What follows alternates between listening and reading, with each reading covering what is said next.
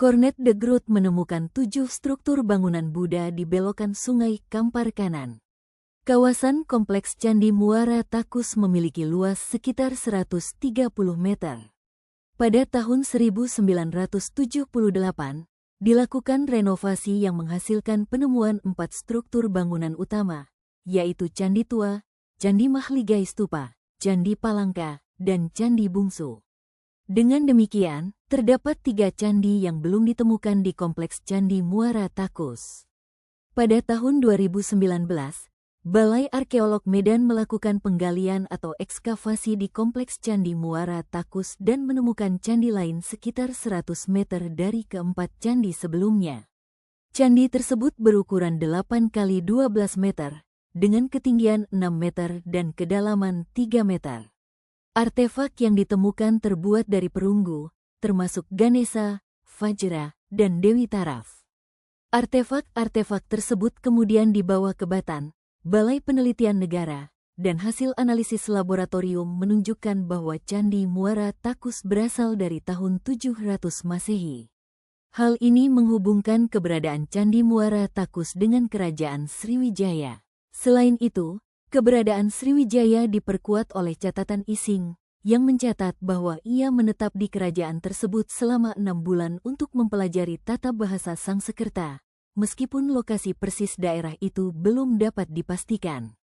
Ising hanya menyebutkan bahwa tempat ia belajar memiliki 1000 guru dan terletak pada bayang-bayang yang sama panjang di pertengahan hari, yang menunjukkan bahwa titik koordinat bangunan tersebut harus berada di 0 derajat. Menariknya, letak Candi Muara Takus bertepatan pada titik koordinat 0 derajat. Di masa lalu, Muara Takus merupakan sebuah sekolah atau kampus yang bernama Dharmapala dengan luas kawasan 130 meter. Selain itu, Muara Takus dihuni oleh suku Domo, yang merujuk pada Dharma atau guru.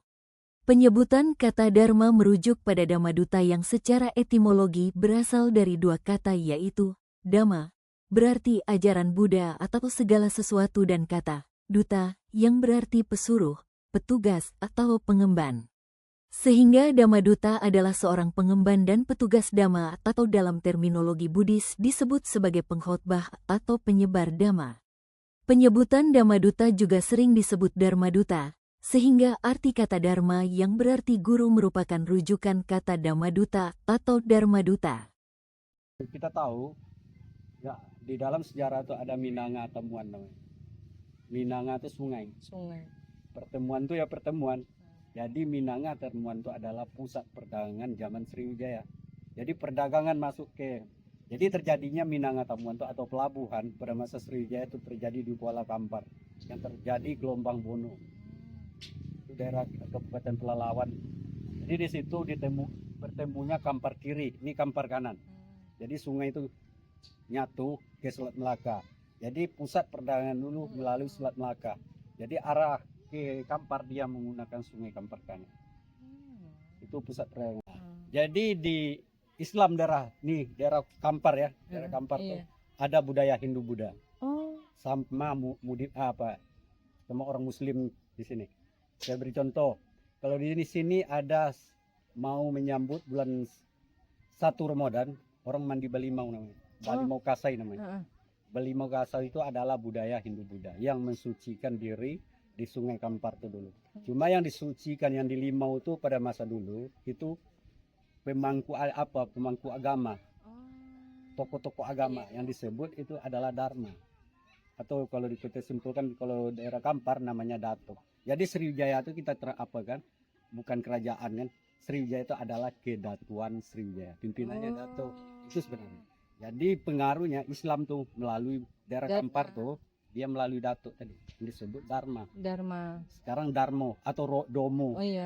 Jadi sekarang setelah Islam melalui budaya. Jadi budaya Hindu Buddha itu masih ada sampai sekarang. Itulah ada lagi kalau di sini ada pesta, ada kunturi, orang bakar kemenyan.